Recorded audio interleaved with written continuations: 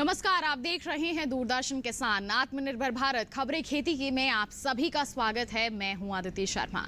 क्या कुछ खास है हमारे इस कार्यक्रम में, आइए जानने के लिए शुरुआत करते हैं आज के इस अंक की। किसानों की आय को बढ़ाने में महत्वपूर्ण भूमिका निभा सकता है बागवानी क्षेत्र। कोविड-19 अवधि के दौरान एक देश एक राशन कार्ड के तहत 18.3 करोड़ रुपए का पोर्टेबल ट्रांजैक्शन। राष्ट्रीय बागवानी बोर्ड ने सब्सिडी के रिकॉर्ड 1278 लंबित आवेदनों का निपटारा किया। कोरोना के खिलाफ लड़ाई में महत्वपूर्ण भूमिका निभा रहा है रांची का हवाई अड्डा। तटरक्षक बल ने हुतबे के बोमिला खाड़ी से 5 मछुआरों को बचाया। आइए अब देखते हैं समाचार विस्तार से। बता दें आपको कि कृषि के क्षेत्र में हमारे किसानों की आय को बढ़ाने में बागवानी क्षेत्र महत्वपूर्ण भूमिका निभा सकता है। किस तरह से ये हमारे किसानों के लिए फायदेमंद साबित हो सकता है, आइए आपको बताते हैं। लंबित पड़े सब्सिडी आवेदनों को मंजूरी देने का काम मिशन मोड में किया गया। केंद्रीय कृषि और किसान कल्याण मंत्री श्री नरेंद्र सिंह तोमर ने इसमें खास दिलचस्पी दिखाई। मंत्रालय के सचिव और प्रबंध समिति के अध्यक्ष संजय अग्रवाल जी ने काम की प्रगति पर लगातार नजर बनाए रखी। राष्ट्रीय बागवानी बोर्ड के अधिकारियों का मार्गदर्शन किया। कृषि मंत्रालय की सीधी निगरानी में राष्ट्रीय बागवानी बोर्ड यानी NHB ने योजना के दिशा निर्देश, दस्तावेजीकरण और नए आवेदनों के निपटारे की प्रक्रिया को सरल बनाया और कारोबार में आसानी के लिए कई कदम उठाए। पिछले एक साल के दौरान 357 लाभार्थियों को सब्सिडी मिली और 921 नई परियोजनाओं को मंजूरी दी गई। NHB ने कृषि अवसंरचना कोष के साथ अपनी bank and capital investment subsidy योजनाओं के एकीकरण की सुविधा प्रदान की। इसमें बागवानी क्षेत्र में कटाई के बाद की और कोल्ड चेन से जुड़ी अवसंरचना स्थापित करने में मदद मिलेगी। इस तरह की अवसंरचना की स्थापना के लिए 2 करोड़ रुपए तक के ऋण के लिए क्रेडिट गारंटी कवरेज का प्रावधान है। इस ऋण पर 3% ब्याज की छूट दी जा रही है। Bank aided capital investment subsidy योजनाएं निजी क्षेत्र की ओर से बागवानी के क्षेत्र में भारी निवेश को आकर्षित कर रही हैं। साथ ही ग्रीन हाउस और कोल्ड चेन प्रौद्योगिकियों के स्वदेशीकरण में भी सहायक साबित हो रही हैं। बागवानी बोर्ड की योजनाएं देश में संरक्षित खेती को बढ़ावा दे रही हैं।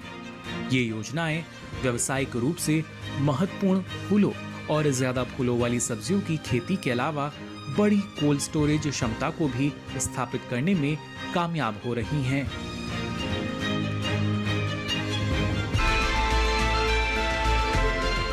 बागवानी क्षेत्र के विकास के लिए राष्ट्रीय बागवानी बोर्ड ने सब्सिडी के रिकॉर्ड 1278 लंबित आवेदनों को मंजूरी दे दी है। जी हाँ, ये बदलाव जो है किस तरह से बागवानी के क्षेत्र में बदलाव ला सकता है, आइए आपको दिखाते हैं।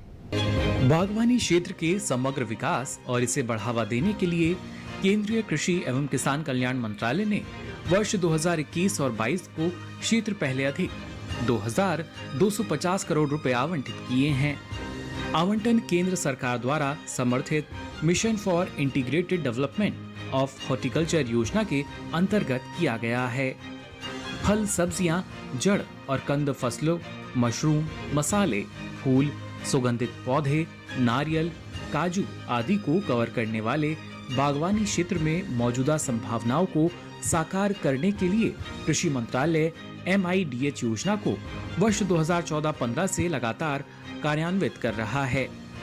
वर्ष 2019 और 20 के दौरान देश में 25.66 मिलियन हेक्टेयर भूमि पर बागवानी क्षेत्र का अब तक का सर्वाधिक 320.77 मिलियन टन उत्पादन हुआ।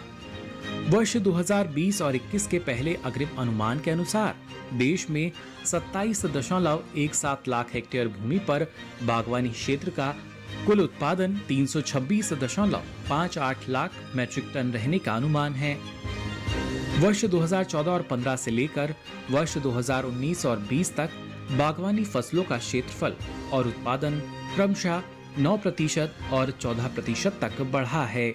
इस मिशन ने खेतों में इस्तेमाल की जाने वाली सर्वोत्तम प्रणालियों को बढ़ावा दिया है। जिसने खेत की उत्पादकता और उत्पादन की गुणवत्ता में काफी सुधार किया है। MIDH के लागू होने से न केवल बागवानी क्षेत्र में भारत की आत्मनिर्भरता बढ़ी है, बल्कि इसने भूख, अच्छा स्वास्थ्य और देखभाल, गरीबी मुक्त, लैंगिक समानता जैसे सतत विकास लक्ष्यों को हासिल करने में भी महत्वपूर्ण योगदान दिया है।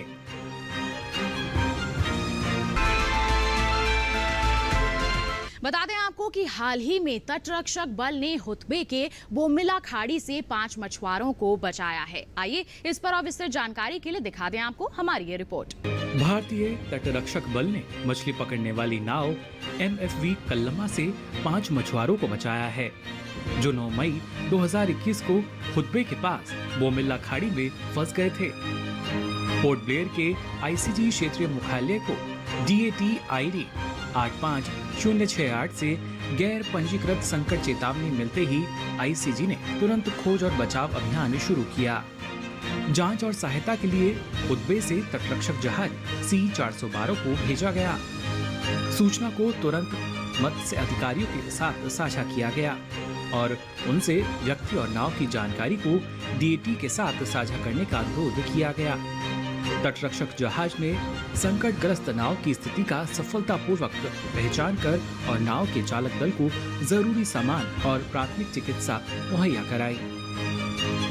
तटरक्षक पोत C-412 द्वारा नाव को खींचकर वापस लाया गया और 9 मई 2021 को लगभग शाम के 7:45 पर हुतबे पहुंचाया गया। नाव के सभी 5 चालक दल के सदस्यों के सुरक्षित और स्वस्थ होने की सूचना है। चालक दल को नाव के साथ नाव आगे की ओर औपचारिकताओं के लिए हुतबे में स्थानीय पुलिस को सौंप दिया गया। इसी के साथ कार्यक्रम में वक्त हो चला है एक छोटे से ब्रेक का। आप कहीं मत जाइए, जल्द ही हाजिर होंगे। बने रहिए दूरदर्शन किसान पर, देखते रहिए हमारा कार्यक्रम आत्मनिर्भर भारत, खबरें खेती की।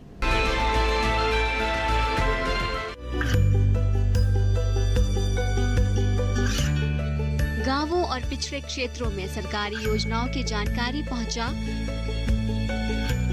देश में कौशल और क्षमता विकास कर ग्रामीणों को सामाजिक बदलाव और विकास से जोड़ने की दूरदर्शन किसान की पहल चौपाल चर्चा देखें सोमवार से शुक्रवार सुबह 9 बजे।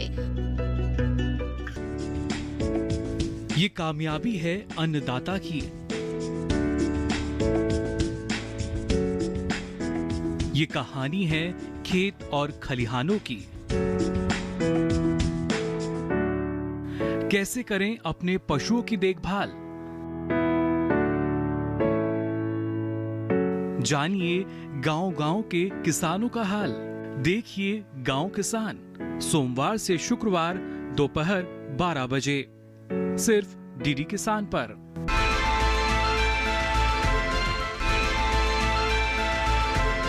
ब्रेक के बाद दूरदर्शन किसान के कार्यक्रम आत्मनिर्भर भारत में आप सभी का फिर से स्वागत है। बता दें आपको कि कोरोना के खिलाफ लड़ाई में रांची का हवाई अड्डा बहुत ही महत्वपूर्ण भूमिका निभा रहा है। आइए इस पर और विस्तृत जानकारी के लिए दिखा दें आपको ये रिपोर्ट।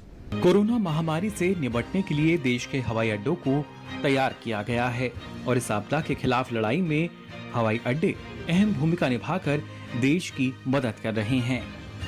रांची हवाई अड्डे पर चिकित्सा उपकरण और आवश्यक सामग्री जैसे oxygen tanker, oxygen concentrator, nozzle, कोविड-19 की वैक्सीन, इंजेक्शन, टेस्टिंग किट और दवाओं की आसान आवाजाही की सुविधा है।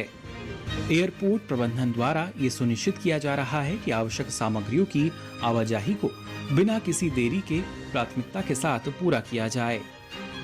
देश के लिए ऑक्सीजन संकट को दूर करने के लिए रांची के बिरसा मुंडा हवाई अड्डे पर यह मुहिम 24 अप्रैल से शुरू की गई। 8 मई 2021 तक भारतीय वायुसेना के 100 विमानों में कुल 139 ऑक्सीजन टैंकरों को ले जाया गया। भारतीय वायुसेना के विमान जैसे C-17, C-130J, AN-32, IL-76 और अन्य छोटे विमान नियमित अंतराल पर आवश्यक सामग्री के परिवहन में मदद कर रहे हैं। टीम रांची हवाई अड्डा इस दौरान केंद्र और राज्य सरकारों के निर्देशों के अनुसार सभी कोविड-19 संबंधित दिशा निर्देशों और प्रोटोकॉल का पालन कर रही है। एयरपोर्ट प्रबंधन सभी यात्रियों, हितधारकों आगंतुकों और कर्मचारियों से लगातार अनुरोध करता रहा है कि वे हमेशा कोविड के उचित व्यवहार का पालन करें और भीड़ को कम करने के लिए समय अंतराल बनाए रखें। हवाई अड्डे पर मौजूद सभी लोगों को मास्क पहनने और सामाजिक दूरी के नियम का पालन करने की सख्त सलाह दी गई है। बता दें आपको किसान भाइयों बहनों कि दिल्ली के कई स्थानों पर आयुष 64 का निःशुल्क वितरण किया जा रहा है। इससे संबंधित जानकारी के लिए नजर डाल लेते हैं हमारी इस रिपोर्ट पर। आयुष 64 के मुफ्त वितरण का ये काम दिल्ली के कई अस्पतालों के बाहर शनिवार को शुरू किया गया।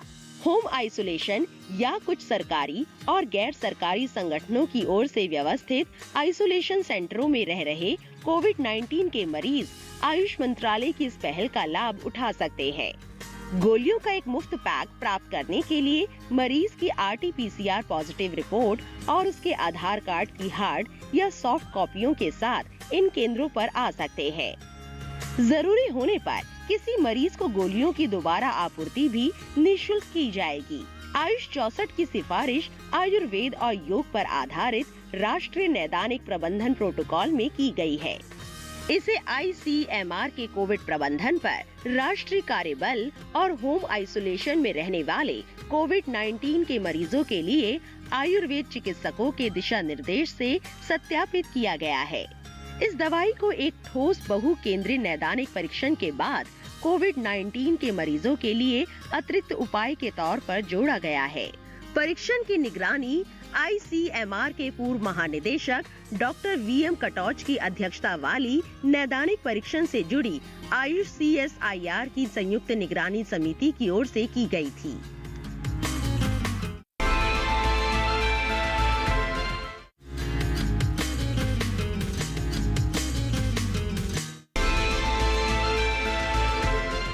बता दें आपको किसान भाइयों बहनों की ICR ने कोरोना के बढ़ते मामलों के चलते नए दिशा निर्देश जारी किए हैं। क्या है ये दिशा निर्देश, आइए आपको बताएं। किसान फसल भी काटेंगे और फिर उसे बाजार भी लेकर जाएंगे। ये ऐसे काम है जिन्हें कोरोना संकट के बीच भी टाला नहीं जा सकता। किसानों का काम भी चलता रहे और बीमारी का फैलाव भी ना हो, इसके लिए कई तरह की सावधानियां अन्नदाता को अपनानी होंगी, जैसे बार बार साबुन से हाथ धोना, सामाजिक दूरी बनाए रखना, चेहरे पर मास्क लगाना, औजारों और मशीनों की साफ सफाई का ख्याल रखना, यानी मशीनों को सैनिटाइज करते रहे।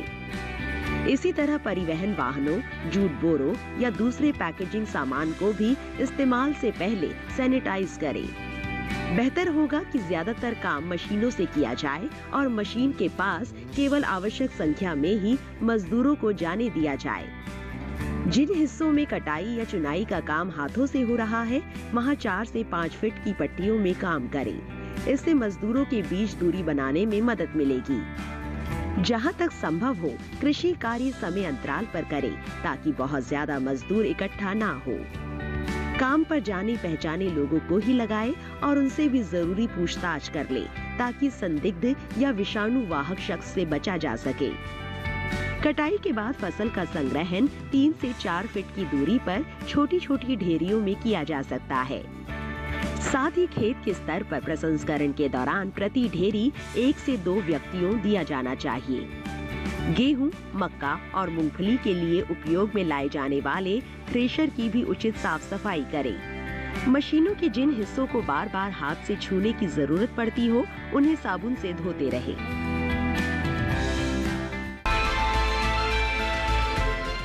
कृषि के विकास में हमारे किसानों का योगदान बहुत ही महत्वपूर्ण होता है। बता दें आपको कि हमारे किसानों की इसी सराहनीय योगदान को भारत सरकार द्वारा नवाजा जाता है पद्मश्री पुरस्कार के जरिए। आज हमारे इस कार्यक्रम में एक ऐसे ही सफल किसान से हम आपकी मुलाकात करवाने वाले हैं। आइए जानते हैं क्या करते हैं हमारे ये किसान और किस लिए इन्हें नवाजा गया है। Chintala Venkat Reddy national seed corporation और Andhra Pradesh state seed development corporation को पिछले 10 वर्षों से लगातार नए बीज दे रहे हैं। रेड्डी तेलंगाना के कुंदपल्ली में अंगूर की खेती करते हैं। इन्होंने आलवाल में अपना रिसर्च सेंटर बना रखा है, जहां वो काले अंगूर की खेती करते हैं और रोजाना कई किसानों को बेहतर जैविक खेती के लिए जागरूक भी करते हैं। विज्ञान और नई तकनीक की मदद से 1 हेक्टेयर में 105 टन अनब शाही और इतने ही क्षेत्र में 84 टन बीज रहित अंगूर की पैदावार करने वाले रेड्डी की गिनती अपने जिले के पहले आधुनिक किसान के रूप में भी होती है। चिंतला वेंकट रेड्डी का जन्म 22 दिसंबर 1950 में सिकंदराबाद के आलवाल में एक किसान परिवार सत्यम्मा और मुथ्यम रेड्डी के घर हुआ था। वो 3 भाइयों और 3 बहनों में दूसरे नंबर पर हैं। उन्होंने सिकंदराबाद के पास जैविक विज्ञान में अपना PUC अंग्रेजी माध्यम में पास किया। उनके बड़े भाई सी शंकर रेड्डी एक किसान थे। वेंकट रेड्डी ने 12वीं के बाद अपनी शिक्षा बंद कर दी और कृषि के क्षेत्र में काम करना शुरू कर दिया। पिता का साथ देते देते उनमें एक गहरी रुचि विकसित हो गई और वो एक प्रगतिशील और साधन संपन्न कृषक बन गए। वो एक नवीन जैविक किसान है जो खेती में अपनी मिट्टी और पोषक तत्व प्रबंधन तकनीकों के लिए जाने जाते हैं। वो मिट्टी की अदला बदली और मिट्टी की उर्वरता में अपनी तकनीक के लिए अंतर्राष्ट्रीय पेटेंट प्राप्त करने वाले भारत के पहले स्वतंत्र किसान होने का गौरव रखते हैं। वो जैविक कृषि तकनीकों में अपने नाम के साथ राष्ट्रीय पेटेंट भी रखते हैं। वो खेती में कोई रासायनिक उर्वरक, कीटनाशक या कवकनाशी का उपयोग नहीं करते। चिंतला वेंकट ने अपनी अभिनव जैविक खेती के लिए राज्य और राष्ट्रीय स्तर पर कई पुरस्कार जीते।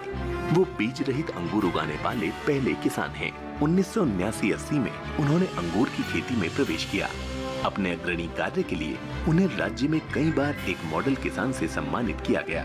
उन्होंने अपनी SM तकनीकों का प्रदर्शन किया जब 2001 में संयुक्त राज्य अमेरिका के राष्ट्रपति बिल क्लिंटन और 2006 में जॉर्ज W. बुश ने हैदराबाद का दौरा किया। उन्होंने दोनों राष्ट्रपतियों को काले बीज रहित अंगूर भेंट किए थे।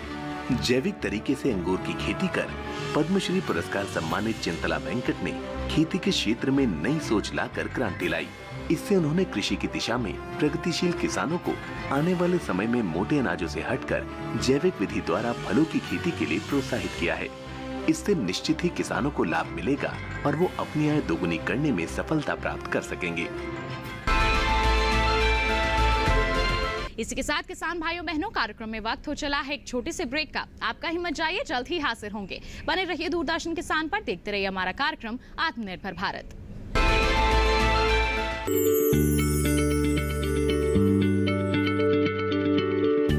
क्या आप किसी बीमारी से परेशान हैं? चाहते हैं डॉक्टर की सलाह? तो हम हैं आपके साथ, बताएंगे आपको जीने की राह। समस्याएं आपकी, समाधान देश के मशहूर विशेषज्ञों के। घर बैठे बात करें देश के जाने माने डॉक्टरों से।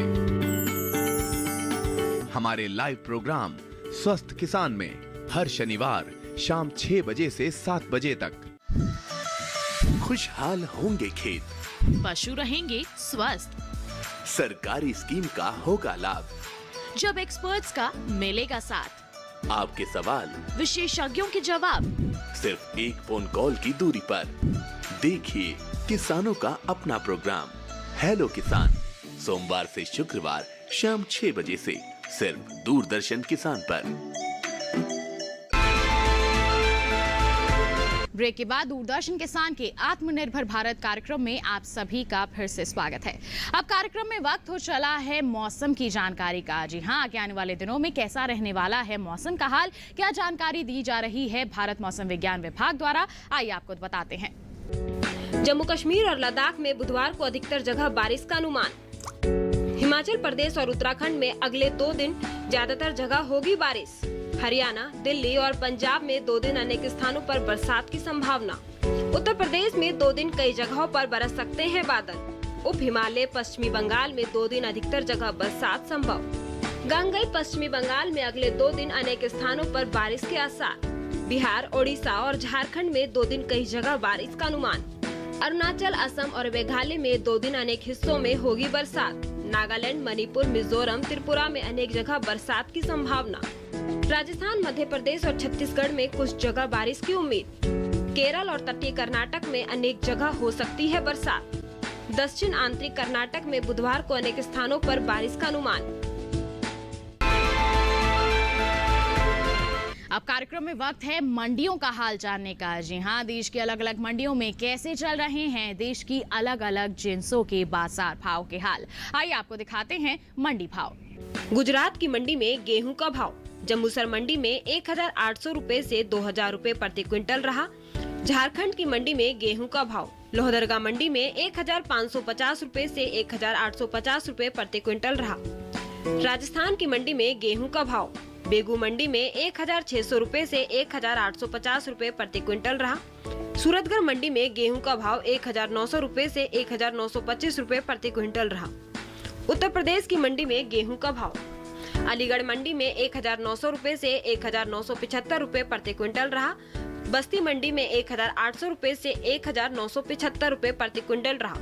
वहीं गाजीपुर मंडी में गेहूं का भाव रहा 1960 रुपए से 1985 रुपए प्रति क्विंटल। प्रार्थनाओं और देखभाल ने नवजात सुखदीप सिंह को बनाया कोरोना योद्धा। आइए इससे जुड़ी और जानकारियां दिखाते हैं आपको हमारी इस रिपोर्ट में।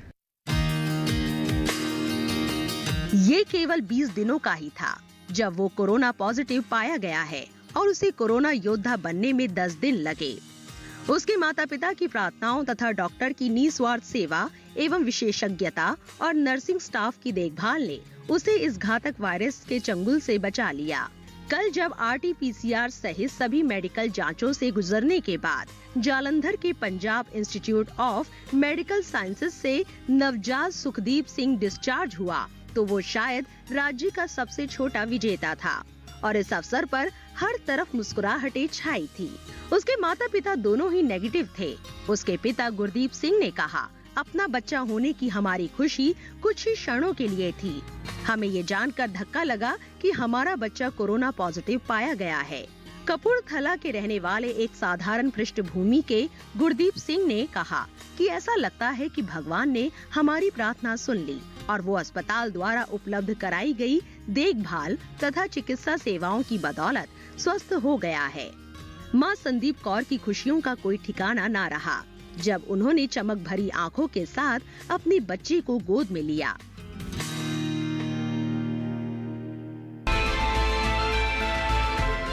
इसके साथ किसान भाइयों बहनों, आज के हमारे इस अंक में बस इतना ही। अगले अंक में मुलाकात करेंगे आपसे, खेती किसानी से जुड़ी और महत्वपूर्ण जानकारियां आप तक पहुंचाएंगे। तब तक के लिए हमें दीजिए इजाजत। आप बने रहिए दूरदर्शन किसान पर। नमस्कार।